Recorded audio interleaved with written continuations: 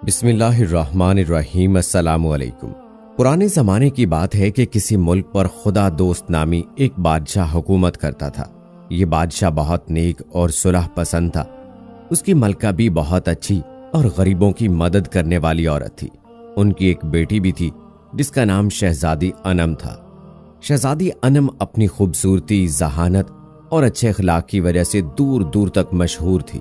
शाखुदा दोस्त के यूं तो बहुत से वजीर थे, मगर उनमें मिलनसार नामी वजीर अपनी जहानत और अक्लमंदी की वजह से इसके बहुत करीब था और वो उस पर बहुत एतमाद करता था। उस वजीर का एक बेटा भी था जिसका नाम खुशबख्त था। वो शहजादी अनम से 2-3 साल बड़ा था। बादशाह को अपने इस वजीर से इतनी मोहब्बत थी कि उसने इसका महल भी अपने महल के बराबर में ही तामीर करवाया था। वजीर मिलनसार के बेटे खुशबख्त का बचपन शहजादी अनम के साथ खेलते कूदते गुजरा था और अब वो दोनों जवान हो गए थे। खुशबख्त बहुत ज़हीन और बहादुर लड़का था। बचपन ही से एक साथ रहने की वजह से दोनों एक दूसरे से बहुत मानूस हो गए थे। जब खुशबख्त छोटा था तो शाहखुदा दोस्त ने उसकी तालीम और तरबियत का इंतजाम भी शहजादी अनम के साथ महल में ही करवा दिया था, जहां दोनों माहिर असातिज़ा से तालीम हासिल करने के साथ साथ तलवारबाजी और तीरंदाजी का फन भी सीखते थे। शाहखुदा दोस्त उससे अपने बेटों की तरह मोहब्बत करता था। मलका भी खुशबख्त की अच्छी आदतों की वजह से उसे बहुत पसंद करती थी। अब रही शहजादी अनम, तो उसे तो खुशबख्त बचपन ही से बहुत अच्छा लगता था। शाहखुदा दोस्त का मुल्क जिस पर वो हुकूमत करता था निहायत छोटा सा था। उसमें 3-4 बड़े बड़े शहर और 100-150 गांव थे। उसकी फौज भी ज्यादा बड़ी नहीं थी। बादशाह एक बात से बहुत परेशान रहता था। उसके पड़ोसी मुल्क पर शाह बहराम नामी बादशाह की हुकूमत थी। शाह बहराम का मुल्क भी बहुत बड़ा था और उसकी फौज भी बहुत ज्यादा थी। वो निहायत जालिम और लालची इंसान था और उसे दौलत हासिल करने का बेहद शौक था। इस शौक को पूरा करने के लिए उसकी फौजें आए दिन आसपास की छोटी रियासतों पर हमला करके वहां के रहने वालों का मालो दौलत लूट कर चली जाती और उस लूट मार की खुशी में वो लोग खूब जश्न मनाते। जब इन छोटे छोटे मुल्कों में किसानों की फसलें तैयार हो जाती और वो उन्हें काट काट कर जमा कर रहे होते ताकि उन्हें फरोख्त करके पैसे कमाएं, तो शाह बहराम की फौजें हल्ला बोलकर सारा अनाज अपने साथ ले जाती और बेचारे कमजोर और निहत्थे किसान मुंह देखते रह जाते। उनका बकिया पूरा साल निहायत गुर्बत और परेशानी में गुजरता। इन छोटी रियासतों की फौजें उनका मुकाबला करने की कोशिश तो करती थीं, मगर कम तादाद की वजह से उन्हें शिकस्त का सामना करना पड़ जाता था। इस बात से शाहखुदा दोस्त बहुत परेशान था। उसे इस बात का बहुत अफसोस होता था कि वो अपने मुल्क के लोगों की जानो माल की हिफाजत करने में नाकाम हो गया है। उसने सोचा कि उसे इस नाकामी की वजह से बादशाह बनने का कोई हक नहीं है। उसने फैसला कर लिया कि वो बादशाहत छोड़ देगा। इस सिलसिले में उसने अपने वफादार वजीर मिलनसार से भी बात की थी। बादशाह की बात सुनकर वजीर मिलनसार सोच में पड़ गया। वो नहीं चाहता था कि इतना अच्छा बादशाह तख्तो ताज से दस्तबरदार हो जाए। उसकी समझ में कुछ नहीं आ रहा था कि वह बादशाह को इसके फैसले से बाज रखने के लिए क्या करे। जब उसकी समझ में इस उलझे हुए मसले का कोई हल न आया तो उसने अपने बेटे खुशबख्त से मशवरा करने की ठानी। घर जाकर वजीर ने खुशबख्त के सामने इस बात का तज़किरा किया और उससे हल तलब किया। खुशबख्त ने बाप की बात सुनकर कहा, अब्बा जान, आप बिल्कुल फिक्र न करें, मैं महल जाकर बादशाह सलामत से इस सिलसिले में बात करूंगा। वजीर ये सुनकर मुतमईन हो गया। उसे अपने बेटे की जहानत पर पूरा भरोसा था और उसे उम्मीद थी कि वो बादशाह को इसके इरादे से बाज रखने में जरूर कामयाब हो जाएगा। बादशाह के इस फैसले का इल्म मलका और उसकी बेटी शहजादी अनम को भी हो गया था और वो दोनों भी बहुत फिक्रमंद थी। शाम को जब वजीर ज़ादा खुशबख्त शहजादी अनम के पास महल आया तो वो अपने बाप के साथ बाग में चहलकदमी कर रही थी। बादशाह बहुत उदास था। खुशबख्त उसके करीब आया और हाथ बांधकर निहायत अदब से बोला, जहां पना, मुझे अपने वालिद साहब की जुबानी आपकी परेशानी का इल्म हो गया है। मैं इसी सिलसिले में आपसे बात करने के लिए हाजिर हुआ हूँ। इस परेशानी का हरगिज ये हल नहीं कि आप बददिल होकर तख्तो ताज छोड़ दें। अगर जिंदगी में कोई मुसीबत आ जाए तो इसका मुकाबला करना चाहिए। हम कैसे मुकाबला करें? पड़ोसी मुल्क बहुत बड़ा है, इसकी फौज भी बहुत ज्यादा है। वो लोग जब चाहते हैं हमारे मुल्क पर हल्ला बोलकर हमारे लोगों को अपने जुल्म सितम का निशाना बनाकर और उनका मालो असबाब लूटकर चलते बनते हैं। हमारी फौज बहुत कम है, एक हद तक तो इनका मुकाबला करती है, फिर पसपा हो जाती है। हम बहुत शर्मिंदगी महसूस करते हैं कि अपनी रियाया को उनके जुल्मों सितम से नहीं बचा सकते। बादशाह ने उदासी से कहा। उसकी बात सुनकर शहजादी अनम भी मखमूम नजर आने लगी। जहां पना, आपके शिकवे में ही इस मुसीबत का हल मौजूद है। खुशबख्त ने सर झुकाकर कहा, अगर आपकी फौज तादाद में कम है तो इसका वाहिद हल यह है कि फौज की तादाद ज्यादा कर ली जाए ताकि दुश्मन पर गलबा पाया जा सके। खुशबख्त की बात सुनकर बादशाह कुछ देर के लिए खामोश हो गया। फिर उसने आहिस्तगी से कहा, हम फौज की तादाद बढ़ा तो लें, मगर हमारे खजाने में इतने पैसे नहीं हैं। सारा अनाज और दूसरी चीजें तो दुश्मन मुल्क की फौजें लूट कर ले जाती हैं, जिसकी वजह से लोग गरीब हो गए हैं और खजाने में महसूल भी नहीं जमा करा सकते। शाही खजाना तो भरता ही उन महसूलात से है जो रियाया हुकूमत को देती है। हम उन सिपाहियों को तनख्वाह कहां से देंगे? इनके लिए जंगी साजो सामान कहां से आएगा? खजाना तो खाली पड़ा है, इसमें चंद लाख शर्फियां बाकी रह गई हैं। हम तो बहुत परेशान हो गए हैं। जहां पना, ये सब कुछ आप मुझ पर छोड़ दीजिए। खुशबख्त ने बड़े यकीन से कहा, मेरे जहन में एक मंसूबा है, उस पर अमल करके हम अपने दुश्मन को जेर कर सकते हैं। बस मैं आपसे ये चाहता हूं कि आप मुझे इजाजत दे दें कि मैं अपने इस मंसूबे पर अमल पैरा हो सकूं। उसके अलावा मुझे 1 लाख शर्फियां भी दरकार होंगी, उनका इंतजाम शाही खजाने से करना होगा। इसकी बात सुनकर बादशाह की आंखें खुशी से चमकने लगी। शहजादी अनम भी खुश नजर आने लगी। उसे यकीन था कि खुशबख्त इस मसले को हल करने में जरूर कामयाब हो जाएगा। हमारी तरफ से तुम्हें पूरी इजाजत है कि इस सिलसिले में जो कुछ भी करना चाहते हो करो। हम इस बात से बहुत खुश हैं कि तुमने हमारी मुश्किल को महसूस करके हमारी मदद करने का फैसला किया है। तुम्हारी अकल और दानिशमंदी से उम्मीद है कि हम और हमारा मुल्क इस मुश्किल से निकल जाएगा। हम शाही खजांची को भी हुक्म दे देंगे कि 1 लाख शर्फियां तुम्हारे हवाले कर दे। शाह खुदा दोस्त ने कहा। फिर उसने उसी वक्त शाही फरमान जारी कर दिया जिसमें हुक्म दिया गया था कि हुकूमत के तमाम लोग खुशबख्त के अहकामात पर अमल करें और उसे जिस किस्म की भी मदद दरकार हो उसे मुहैया करें। यह खबर हर तरफ फैल गई थी। वजीर बहुत खुश था कि बादशाह सलामत ने उसके बेटे को एक अहम काम करने के लिए मुंतखब कर लिया है। अगले रोज खुशबख्त को 1 लाख शर्फियां मिल गई। उसने शाही हरकारों के जरिए मुल्क भर के तमाम आहन गुरु यानी लोहारों को तलब कर लिया। ये सब लोग धातों को भट्टियों में पिघलाकर मुख्तलिफ अशिया बनाने में माहिर थे। उसका हुक्म मिलते ही चंद दिनों में मुल्क भर के तमाम लोहार और उनके साथ काम करने वाले मजदूर हाजिर हो गए। इस दौरान खुशबख्त ने महल से कुछ दूर एक बहुत बड़ी जगह पर उनके रहने सहने के लिए खैमे लगवा दिए।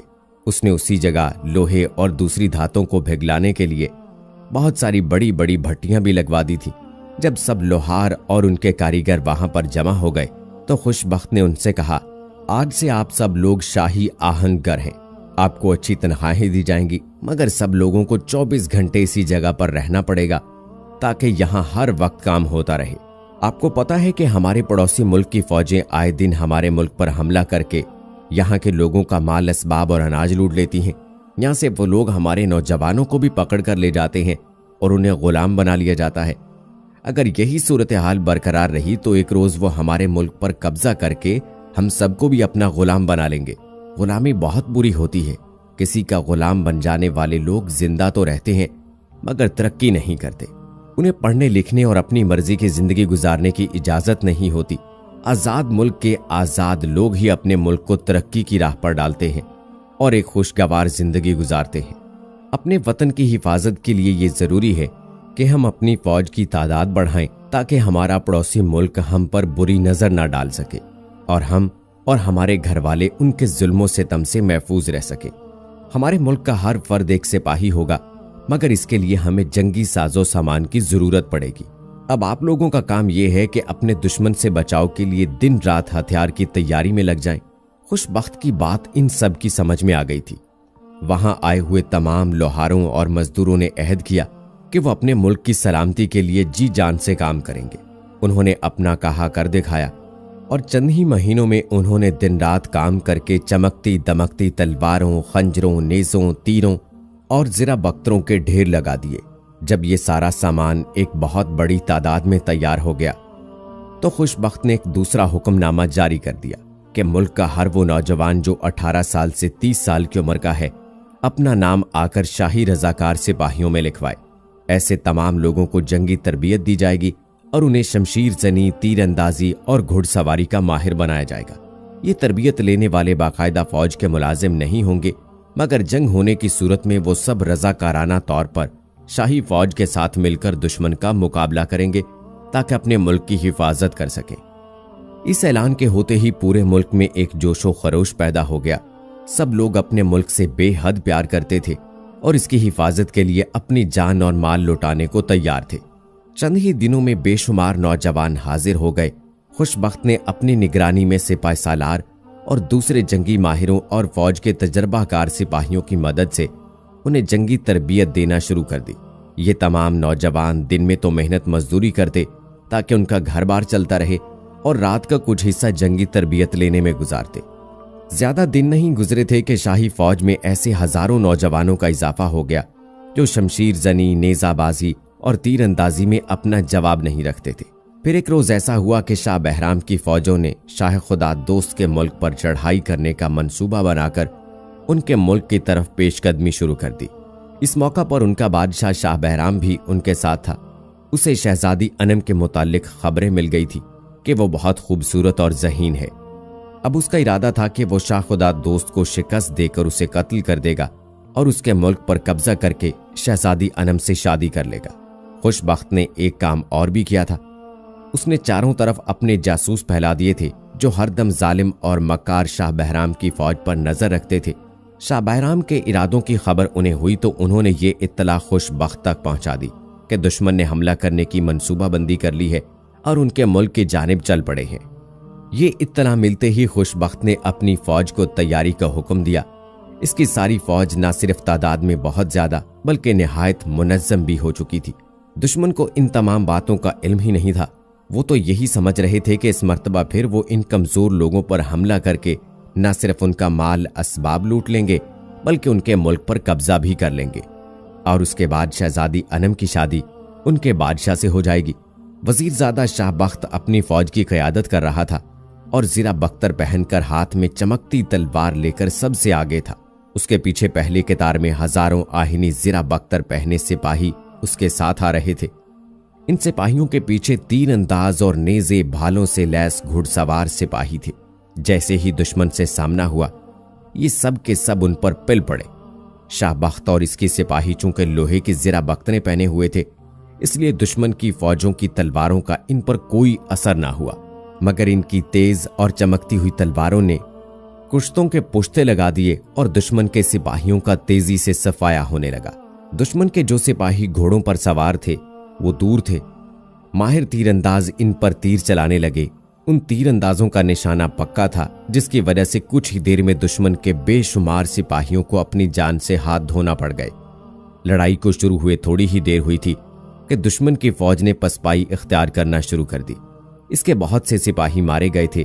जो बाकी बच गए थे उन्होंने फरार होकर अपनी जान बचाने की कोशिश की, मगर घुड़सवार नेज़े बाज सिपाहियों ने उन्हें भागने का मौका नहीं दिया और उनका ताक़ुब करके उन्हें गिरफ्तार कर लिया। इनके साथ उनका लालची बादशाह भी गिरफ्तार हो गया था।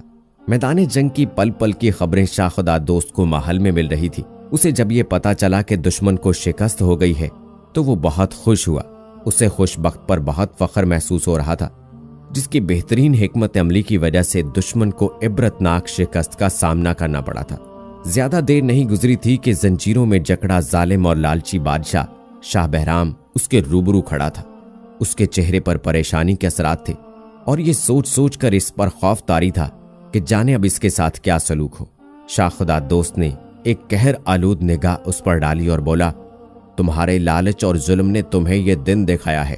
अगर तुम लूट मार का बाजार गर्म ना करते और अपने इर्द गिर्द के छोटे और कमजोर मुल्कों से मेल मिलाप और प्यार मोहब्बत से रहते तो कभी भी जिल्लत से दो चार ना होते।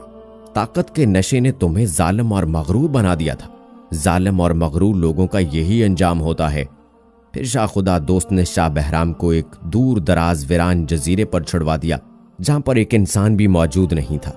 इसके बाद उसने इसके मुल्क को भी अपनी ममलकत में शामिल कर लिया। इस मुल्क के खजाने मासूम लोगों के लूट मार के माल से भरे हुए थे। खुशबख्त के मशवरे पर शाह खुदा दोस्त ने इनमें मौजूद वो तमाम दौलत उन लोगों को वापस कर दी जिन्हें लूट कर शाह बहराम ने उन्हें भरा था। इस कामयाबी पर शाह खुदा दोस्त की रियाया में खुशी की एक लहर दौड़ गई थी। उन्होंने पूरे 1 हफ्ते तक इस फतह का जश्न मनाया। जालिम और लालची शाह बहराम से निजात पाने के बाद अब आसपास के मुल्कों में रहने वालों को भी कोई डर खौफ न रहा था और वो यूं भी हंसी खुशी जिंदगी गुजारने लगे। चंद ही दिनों में शाह खुदा दोस्त के मुल्क में बहुत खुशहाली आ गई। लोग खुशहाल हुए तो मुख्तलिफ महसूलात की मद में मिलने वाली रकम से शाही खजाने में तेजी से इजाफा होने लगा, जिसे शाह खुदा दोस्त अपनी रियाया की फलाह बहबूद पर खर्च करने लगा। वजीर ज़्यादा खुशबख्त ने जिन सिपाहियों को फौज में रजाकाराना तौर पर भर्ती किया था, शाह खुदा दोस्त ने न सिर्फ उन्हें इनाम इकराम से नवाजा बल्कि उन्हें बाकायदा फौज में शामिल करने के अहकामात जारी करके उनकी बेहतरीन तनख्वाहें भी मुकर्रर कर दी। इस तरह खुशबख्त की अक्लमंदी की वजह से एक जालिम और लालची बादशाह से सबको निजात मिल गई। शाह खुदा दोस्त इससे बहुत खुश था। कुछ दिनों बाद उसने मलका से मशवरा करके शहजादी अनम की शादी खुशबख्त से कर दी और उसे तख्त व ताज सौंप कर खुद याद इलाही में मसरूफ